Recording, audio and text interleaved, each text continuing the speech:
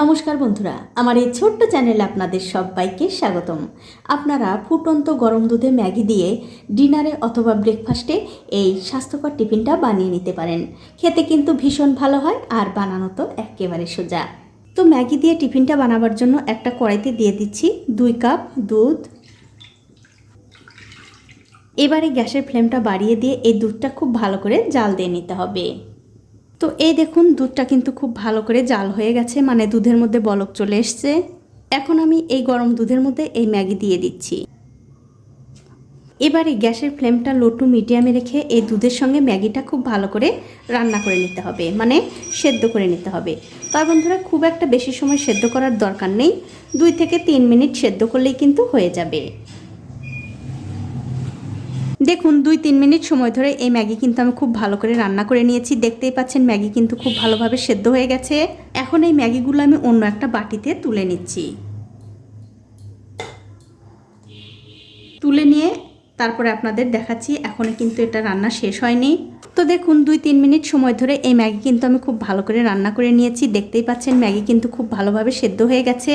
এবারে গ্যাসের ফ্লেমটা বন্ধ করে দিয়ে অন্য একটা বাটিতে আমি তুলে নিচ্ছি। তবে বন্ধুরা, এই ম্যাগি কিন্তু এখনও রান্না শেষ হয়নি, আরও কিছু উপকরণের মধ্যে মেশাবো। আপনারা পুরো ভিডিওটা দেখতে থাকুন, তাহলেই বুঝতে পারবেন। ম্যাগিগুলো তুলে নেবার পর ওই কড়াইতেই দিয়ে দিচ্ছি সামান্য একটু সাদা তেল। কিছুক্ষণ পর যখন দেখবেন তেলটা ভালো করে গরম হয়ে গেছে, তখন এর মধ্যে দিতে হবে একটু পেঁয়াজ কুচি, ক্যাপসিকাম আর গাজর কুচি, আর দিয়ে দেব স্বাদ অনুযায়ী নুন। এবারে গ্যাসের ফ্লেমটা লো টু মিডিয়ামে রেখে এই সবজিগুলো একটু ভেজে নিতে হবে। তবে বন্ধুরা, খুব একটা বেশিও ভাজার দরকার নেই, 2 থেকে 3 মিনিট ভাজলেই কিন্তু হয়ে যাবে। দেখুন, 2-3 মিনিট সময় ধরে সব কিছু কিন্তু আমি খুব ভালো করে ভেজে নিয়েছি। এবারে গ্যাসের ফ্লেমটা একদম লোতে করে দিয়ে এর মধ্যে দিয়ে দিচ্ছি যে ম্যাগিটা আমি দিলাম, সেই ম্যাগিটার অর্ধেক মশলা আমি দিয়ে দিচ্ছি। আর তার সাথেই দিয়ে দেব 1 চামচ মতো মেয়োনিজ। এবারে সব কিছু এই সবজির সঙ্গে একটু মিশিয়ে নিতে হবে। আর আমার এই ছোট্ট চ্যানেলটি যারা সাবস্ক্রাইব করেছেন তাদেরকে অনেক ধন্যবাদ, আর যারা সাবস্ক্রাইব করেননি তাদেরকে সাবস্ক্রাইব করে নেওয়ার অনুরোধ রইল। দেখুন, সব কিছু কিন্তু আমি খুব ভালো করে মিশিয়ে নিলাম।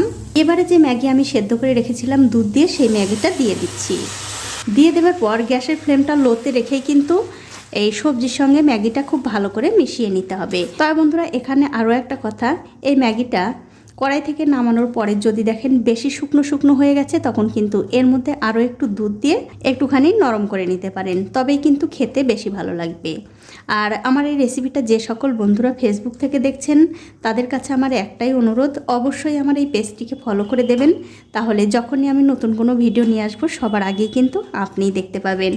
আর এর মধ্যে কিন্তু আপনারা একটু চিজও দিতে পারেন, তাহলে খেতে আরও বেশি ভালো লাগবে। দেখুন, সব কিছু কিন্তু আমি খুব ভালো করে মিশিয়ে নিয়েছি। এবারে গ্যাসের ফ্লেমটা বন্ধ করে দিয়ে আপনাদের একটু পরিবেশন করেও দেখাচ্ছি কেমন হয়েছে। তো এই দেখুন বন্ধুরা, দেখতে দারুণ লাগছে না? এটা দেখতে যেমন সুন্দর, আবার খেতেও কিন্তু তেমনই সুস্বাদু হয়। বাচ্চা থেকে বড় সবাই কিন্তু ভীষণ পছন্দ করবে। তো বন্ধুরা, আমার আজকের এই ম্যাগির রেসিপিটা আপনাদের কেমন লেগেছে? যদি ভালো লেগেই থাকে, অবশ্যই একটা লাইক, কমেন্ট আর শেয়ার করতে ভুলবেন না।